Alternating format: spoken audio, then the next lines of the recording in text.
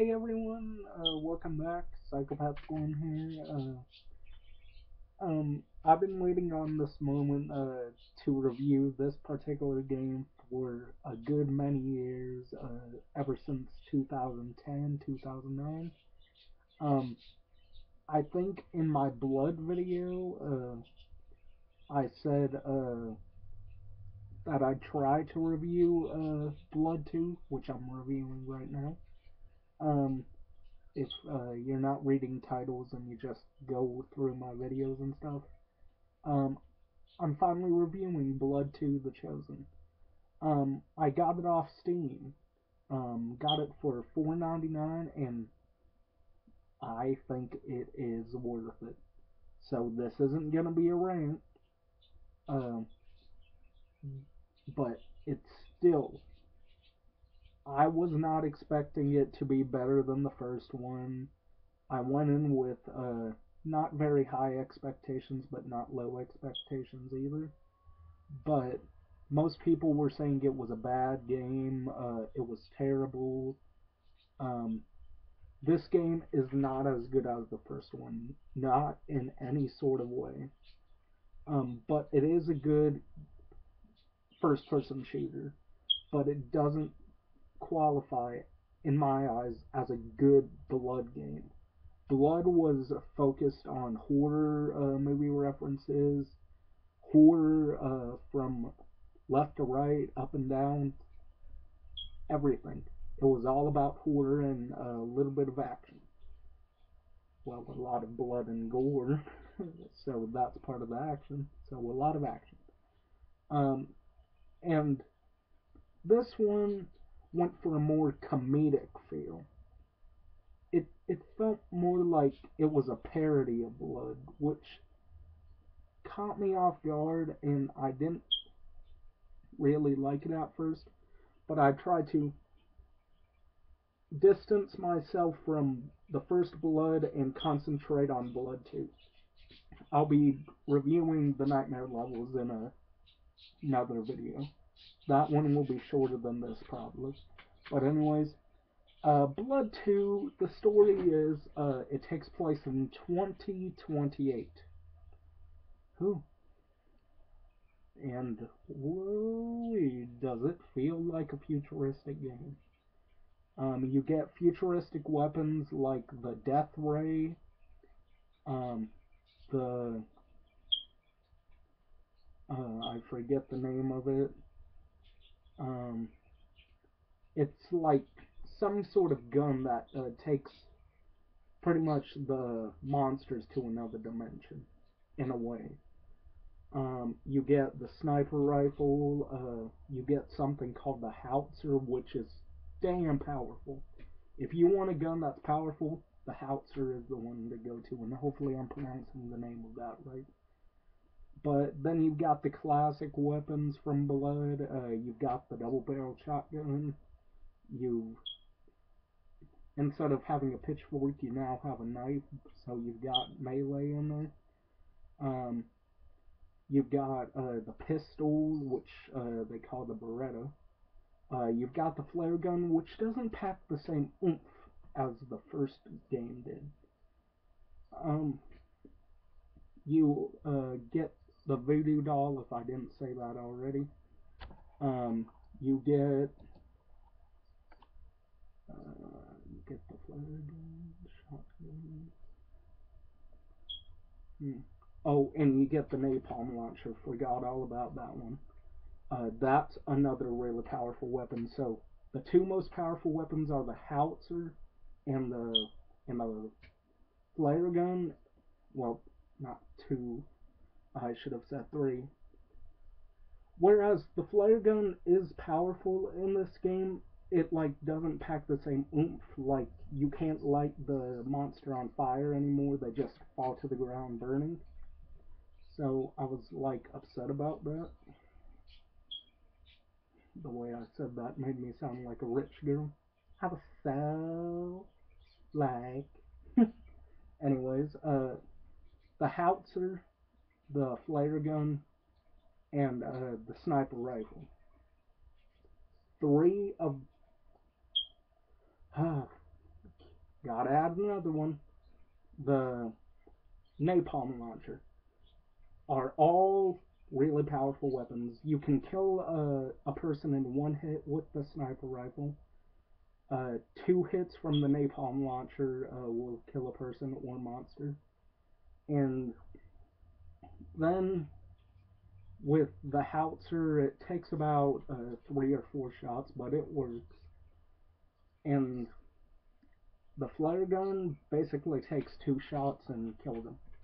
So you've got the cool weapons, you've got the atmosphere, which, by the way, the atmosphere in this is awesome. It's not horror filled, it's sci-fi filled. And I'm a huge fan of sci-fi, especially like futuristic stuff. I've always thought about the future. Like, where's what's going to happen within 100 years, 200 years? Like, what's going to happen? So this was kind of cool, even though it takes place in 2028. I still found it to be really enjoyable. Um, they went for a more industrial feel this time around. Monolith happens to love their industrial levels, as I've seen. Um, a great guy on here, Highlander Gaming. His name's David. Um, he didn't like this game, and I totally understand why, man. But I liked the game. I really did. It doesn't get the same love.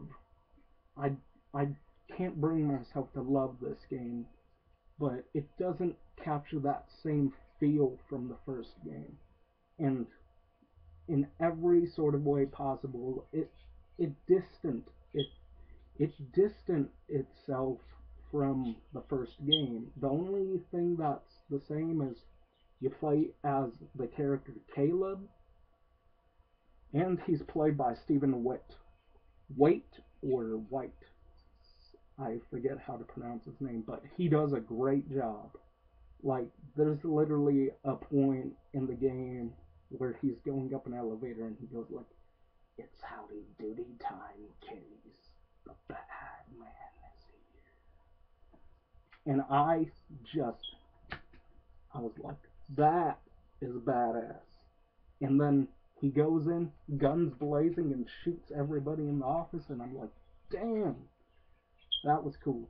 And it got me excited about later on in the game. And later on in the game is awesome. Uh, when people were saying you go through the same locations so many times, for the first couple, not chapters, the first couple levels in the first chapter, yes, you do. But then the most you'll be going to is the train. Then after that, you get more areas, all still industrial though. Now to talk about the enemies. Oh, I love them. You've got the axe zombies back, which they call them drudges this time around. You've got, I call them wizards or priests, dark priests, that float up in the air and use pretty much sickles, and they perform spells. You've got the cult members and the cultists, which are now, they don't look like cultists anymore. They look like businessmen wearing SWAT team uniforms, and I thought that was pretty cool, giving it the futuristic vibe. You've got the business versions of the cultists, which are in flashy suits, and they carry around shotguns, sniper rifles, stuff like that. Um, you now get female enemies, so that was pretty cool. Um, there is some vulgarity in this, but it's expected in an M-rated game, especially one called Blood 2: The Chosen. Um, you also get the hands coming back. You know those crawling hands from the first game that go, "Swallow your soul, I'll swallow your soul." They don't say it as fast in this game. and they barely even say it at all. And when it does sound, when they do say it, it sounds like, "I'll swallow your soul, I'll swallow your soul." And I'm like, if they were trying to make that creepy, it was already creepy in the first game, and you're not gonna beat that. And then here's where I start to not like the enemies. The spiders. I wasn't a big fan of the spiders in the first game, but I'd take them any day over these spiders. They attach themselves to the back of your head, and you can't see straight, and you pretty much black out and die. You've got the leeches, or slugs, whatever they are. They crawl on your face, and you can't see what's in front of you. So the leeches and the spiders I did not like. And the boss battles. Ooh, I loved the boss battles.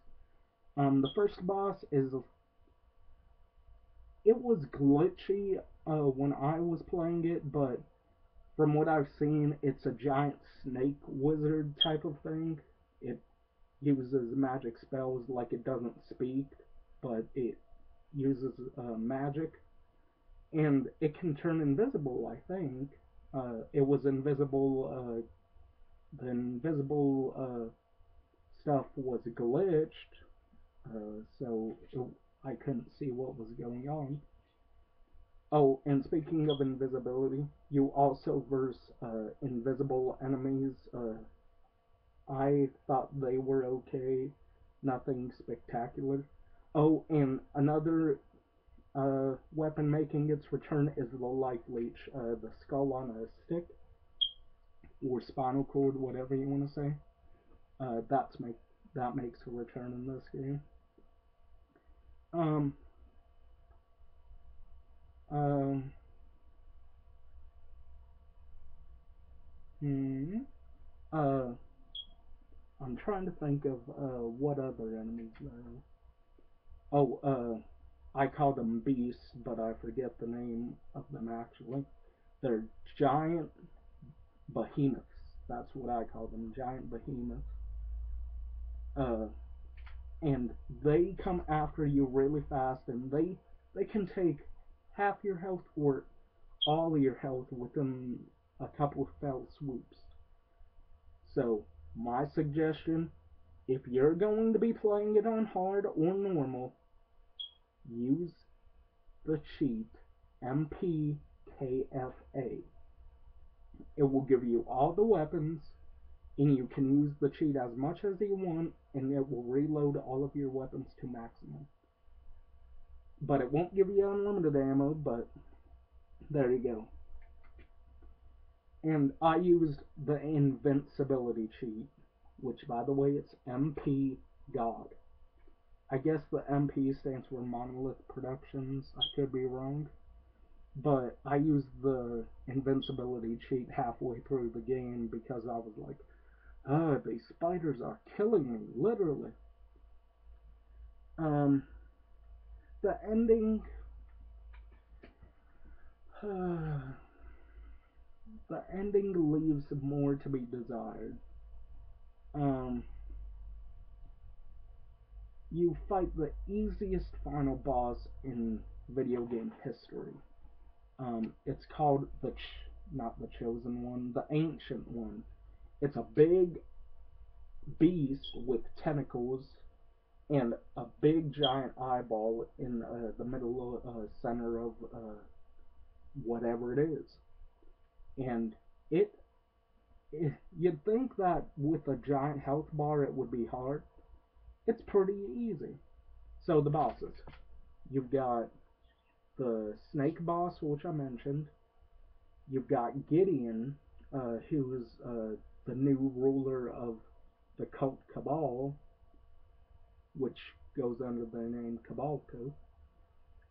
They pretty much run all of the city. You've got Gideon in a spider form. No spoilers, by the way, I'm just saying all the bosses. Um, you've got the ancient one, and if you got the nightmare levels, you get a new boss called the Nightmare, which I'll be talking about that in another video. Probably not in the next video, but I'll talk about it eventually. So, um, should you go out and buy this game? For $4.99, yeah. Uh, the only trouble I had with it, it crashed on me like 5 or 6 times, but not during the story mode, like the main mode. Just in the nightmare levels, it crashed on me more than once. It crashed on me a total of 3 times on the regular mode, but I still had fun with it. It's not a guilty pleasure of mine. I put it up there in my top 50 favorite games, which I would like to make a video of that, but I'd have to write down all the games I love. And Blood comes in at number 2 of my top 50 favorite games of all time. So if you ever were wondering about my favorite games, number 2 comes in at Blood 1. Um, so what do I give Blood 2 The Chosen? It's a tough one, but 6 out of 10. No, scratch that. I give it a 7 out of 10. I thoroughly enjoyed this, and I feel like if you like first-person shooters, you're gonna like it. Especially if you like industrial areas. Oh, and speaking of industrial, the music in this, even though I'm not the biggest fan of industrial techno music, the music in this was awesome. The main theme song is really badass too. It plays during the main menu. Um, Also, it's the pause menu is the main menu. So 7 out of 10. Not as good as the first one, but not a waste of space either. And stay tuned for I will eventually talk about Blood 2, the Nightmare levels. Wish me luck. They were decent, that's all I can say. I'll give my reasons of why. So, anyways, hopefully you all enjoyed. Psychopath1c signing out. Peace.